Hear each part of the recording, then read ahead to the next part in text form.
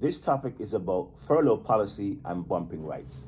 And the question of the hour is, do you have any specific concerns for Fort Lauderdale crew members, being that Spirit, already represented by the IAM, has their hub in Fort Lauderdale, if the IAM was to be system-wide in this vote? Yes. Fort Lauderdale, honestly, is probably the biggest concern right now. Mm-hmm. Because, one, I don't think somebody wants to move from Fort Lauderdale to New York, Right. weather. So you see how cold it is outside. But secondly, because, all right, so the IAM is already representing Spirit crew members, right? If they get in now, they're representing JetBlue crew members. So that means they're representing both. Right. They're not going to put one above the other, right? So they would want Spirit to come in with full seniority. That's why we have the seniority integration team lined up now, right? Because we could go there and we could talk to our lawyers currently, and we could say we want 3-1. Who makes up these committees? It's VC and leadership, and it's a part of our direct relationship policy, where if we was to either get acquired or do acquiring, that the company will actually sit and pay for our lawyers. They had held true to that. That's why we're coming up with the seniority integration committee. So now we could go into that and we could say, hey, we want 4-1. So every 4 years for JetBlue is only 1 year for a Spirit crew member. You get what I'm saying? So the problem with Fort Lauderdale is if the IM gets in, the IM has to represent everybody as one, right? So they're going to want Spirit to come in with whatever seniority they have. So if you did 15 years at Spirit, IM is going to want you to keep the whole 15 years to come into JetBlue. While right now, as a values committee and, having the seniority integration team, we want to make sure our crew members are protected because we are the acquiring party. We're not being acquired. So we're going to go in there. We're going to ask for us to get 4-1, 2-1. We are not allowing it to be the same. You're not walking in here with your 15 years of Spirit. We run things completely different over here at JetBlue. So it's big for us to definitely protect, our crew member seniority. And with the IAM coming in, they represent both parties. They have to be fair and equitable to just both, and look to just say, hey, well, you guys got to basically play together. One seniority. So if you got 15 years in Spirit and you got 15 years in JetBlue, there IAM is going to want it to be what it is. Right. While us, on the other hand, we're going to want to make sure you got 15 years. Well, this crew member, we put an extra seniority. Now he has 18 years, so he's ahead of you, just to make sure we keep that separation. But you still get the pays and the perks of JetBlue experience, but we want to make sure that our crew members are taken care of. I know you said that nobody's moving from Fort Lauderdale to New York, but give me an example, because JFK is one of our most senior stations, if not our most senior station. Yeah. Give us an example of what a possible IAM former Spirit transfer to JFK would look like. How would that pan out? So let's say bumping rights. Let's say now JetBlue decides to change their operating structure from business partner from JetBlue crew members to business partner. Let's use Newark, for example, right? Let's say JetBlue says, hey, we're going to go full business partner on the ground, Swissports, Donata, GAT, whatever, on the ground crew at Newark, right? What we have currently right now is a recall rights. So those crew members, will have to wait till they recall. They could put their list of what stations they want to go to. With bumping rights, you can now bump a crew member out of their position at the JFK, at the Fort Lauderdale, at anywhere you at. So I could come with my 15 years just to say something happens, they decide to shut down JFK ramp. I could use my 14 years seniority and go to LaGuardia and bump somebody out of their spot and put them in the street, so they'll be out of a job. Currently, right now, we don't have a furlough policy, and bumping rights don't exist here. So for us to transfer, there has to be spots available, right? So basically, that's us helping to continue to guarantee all of our crew members a job in a safe place, as far as not being able to bump you out of a job. So like, let's say JFK get overstaffed, right? And we're 6 people overstaffed. You will not have to bump to another station and now somebody's in the street and don't have a job. So a lot of people, like I said, it's on Google. Google is your best friend. You could Google bumping rights in airlines. You can even find contracts online to do your own research. I like to tell people, don't listen to me, right? I'm gonna give you the facts, but you could go check it yourself. We started in Fort Lauderdale. We started in Fort Lauderdale, so let's finish in Fort Lauderdale. Okay. For example, situations happen, and JetBlue decides to downsize, not outsource, but downsize their operation in Fort Lauderdale. Okay.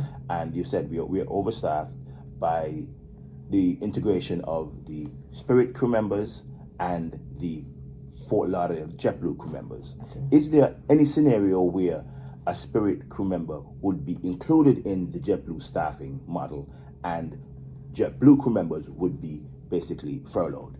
Yeah. So Give me an example. So if the IM comes in and it gets over to the JetBlue crew members and Spirit crew members, everybody will be one. Right. Everything will go straight on seniority at that point. So if we have 750 crew members in total and JetBlue said we only need 600, the bottom 150 will be furloughed. But what if the majority of those bottom 100 crew members are JetBlue crew members originally? Doesn't matter. You now represented by the IM, that will be union rules. It goes by seniority. So the fact that you've been working with JetBlue for the past, let's say, 1 to 2 years, does not count if somebody from Spirit who's represented by the IAM has never worked a day with JetBlue, they would have precedence over you in terms of keeping the job. Yes, because now that's where you are represented by the IM, right? So like I said, everybody is under one umbrella now. Right. As of right now, that's why the seniority integration is big. That's a big committee. Myself and Rob are running the GO side. We have other vice chairs, Weiss and Andy, who's running the AO side. It's a big committee because now you got to go in there, you got to talk about structure and how much seniority are they actually coming over to JetBlue with, opposed to how much seniority our JetBlue crew members keep. Right. You know what I'm saying? So definitely big committee, is probably biggest in Fort Lauderdale.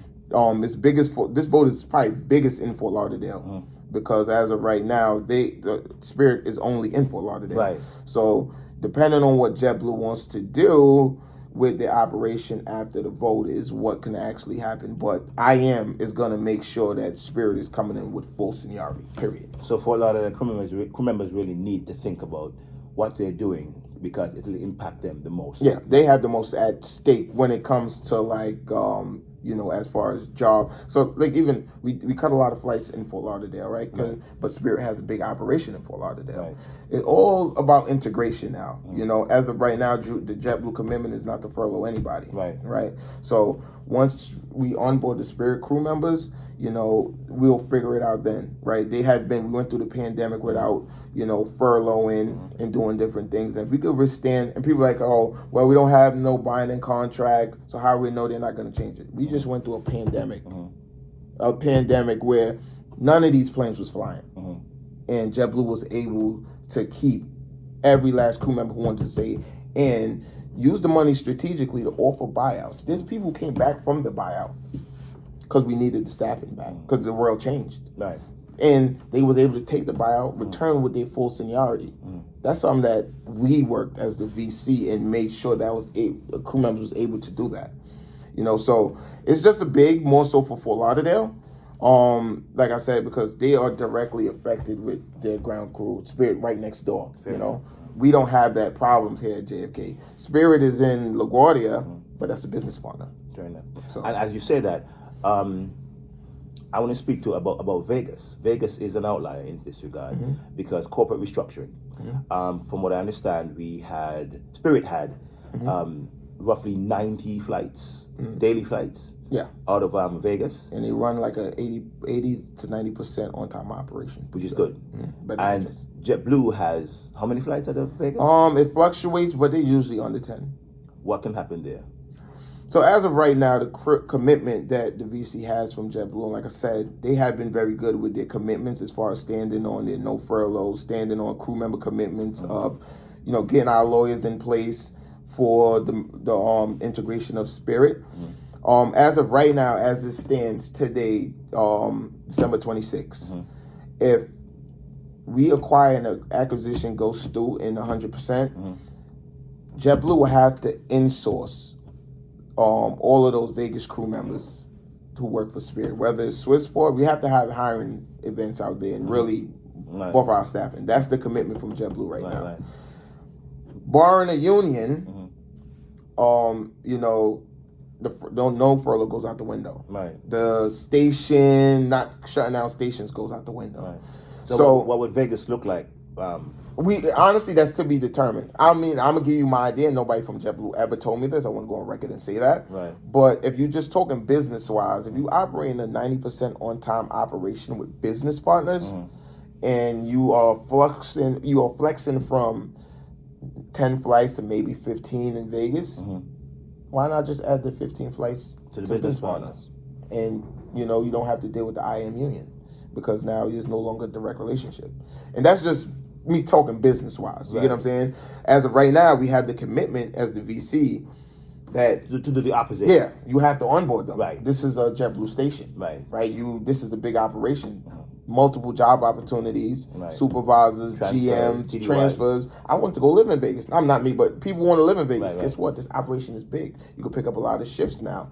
So, station startup TDY opportunity. exactly. So, you know, it'll be big for Vegas, you know, to actually, if we stay direct and see the growth of how Vegas could look. But in the same time, they got to understand right now it's operated by Swissport. I believe it's Swissport, but I know it's a business partner. Let's leave it at that. It's operated, Spirit is operated by a business partner out there, above and below the wing. Okay. So, Thank you. Good to know. Yep.